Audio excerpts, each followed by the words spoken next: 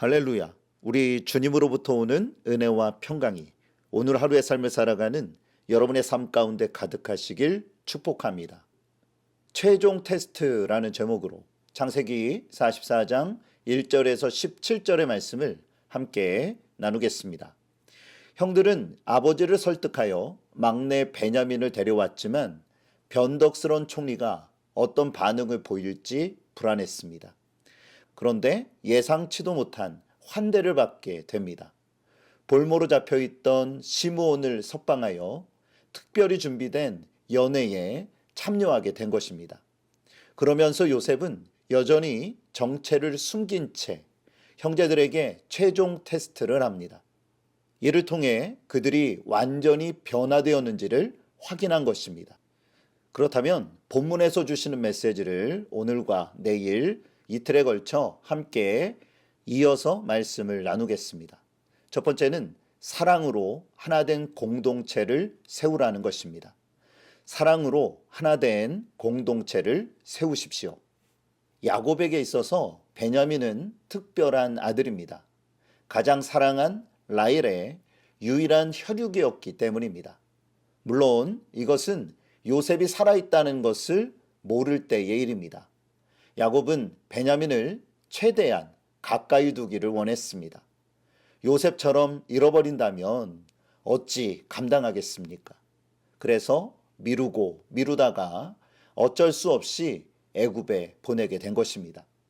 그런데 요셉은 짓궂게도 베냐민을 통해 최종 테스트를 실행합니다. 본문 2절에서 3절입니다. 또 내 잔 곧 은잔을 그 청년의 자루 아귀에 넣고 그 양식값 돈도 함께 넣으라 하매 그가 요셉의 명령대로 하고 아침이 밝을 때에 사람들과 그들의 나귀들을 보내니라. 요셉은 종들에게 모든 자루에 양식값을 넣고 베냐민 자루에는 자신의 은잔도 함께 넣으라고 명령합니다. 그런데 형제들은 그것도 모른 채 작별 인사를 하며 기쁜 마음으로 떠나갔습니다. 그리고 얼마나 지났을까요?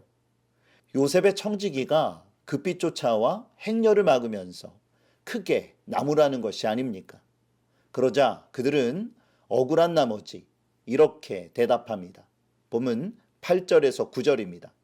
우리 자루에 있던 돈은 우리가 가나안 땅에서부터 당신에게로 가져왔거늘 우리가 어찌 당신의 주인의 집에서 은금을 도둑질하리이까?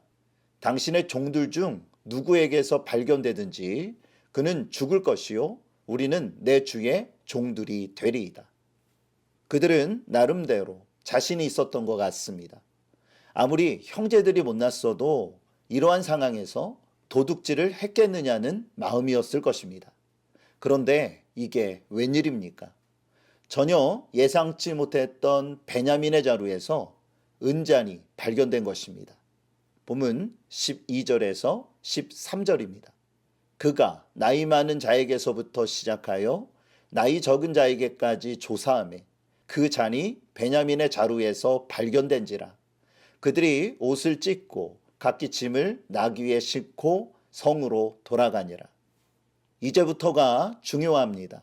요셉은 어떻게 반응하는지를 눈여겨봅니다. 그런데 놀라운 것은 모든 형제가 함께 옷을 찢고 성으로 돌아왔다라는 사실입니다. 예전엔 어떠했습니까? 각자의 생각에 따라 제멋대로 행동하였습니다. 그런데 하나된 형제애를 드러낸 것입니다. 마찬가지입니다. 교회는 사랑으로 하나됨을 굳게 지켜야 합니다. 사탄은 분열과 다툼을 조장하지만 어려울수록 한마음으로 사랑하기에 힘쓸 때 모든 위기를 넉넉하게 이기게 될 것입니다. 두 번째는 끝까지 책임을 지는 공동체를 세우라는 것입니다. 끝까지 책임을 지는 공동체를 세우십시오. 본문 14절입니다. 유다와 그의 형제들이 요셉의 집에 이르니 요셉이 아직 그곳에 있는지라 그의 앞에서 땅에 엎드리니 꿈대로 모든 형제들이 요셉 앞에 바짝 엎드렸습니다. 그들은 초긴장된 상태로 벌벌 떨었을 것입니다. 이제는 어찌해야 한단 말입니까? 분명한 것은 명백한 증거가 나왔다라는 것입니다. 예전 같으면 책임 소지를 놓고 목소리를 높이며 다퉜을 것입니다. 아니면 구질구질한 변명을 늘어놓으며 자신만의 살 길을 찾기 위해 비열한 거짓말도 서슴지 않았을 것입니다. 그런데 그들은 잠잠했습니다. 사실 무슨 할 말이 있겠습니까? 본문 16절입니다. 유다가 말하되 우리가 내 주께 무슨 말을 하오리이까? 무슨 설명을 하오리이까? 우리가 어떻게 우리의 정직함을 나타내리이까? 하나님이 종들의 죄악을 찾아내셨으니 우리와 이 잔이 발견된 자가 다 내 주의 노예가 되겠나이다. 유다는 이 일에 대한 책임을 모든 형제가 함께 지겠다라고 말합니다. 이것은 시대를 초월하여 지금도 쉽지 아니한 결정입니다. 아무리 우애가 좋은 형제관계도 어려움이 닥치면 저마다 생각과 입장이 다르기에 합의하기가 힘듭니다. 그런데 11명의 형제가 끝까지 책임을 지겠다라는 것입니다. 이 모습은 우리에게 큰 도전을 줍니다. 진정한 믿음의 공동체는 위기가 닥쳤을 때 주 안에서 연대하며 끝까지 책임을 집니다. 이로 인해 흔들리기보다 오히려 더욱 하나 되어 서로를 감싼다라는 것입니다. 어떠하십니까? 우리는 가정이든 교회이든 주 안에서 최종 테스트에 통과해야 합니다. 그러기 위해 항상 기도하며 말씀에 따라 아름다운 공동체를 세워가시기를 바랍니다.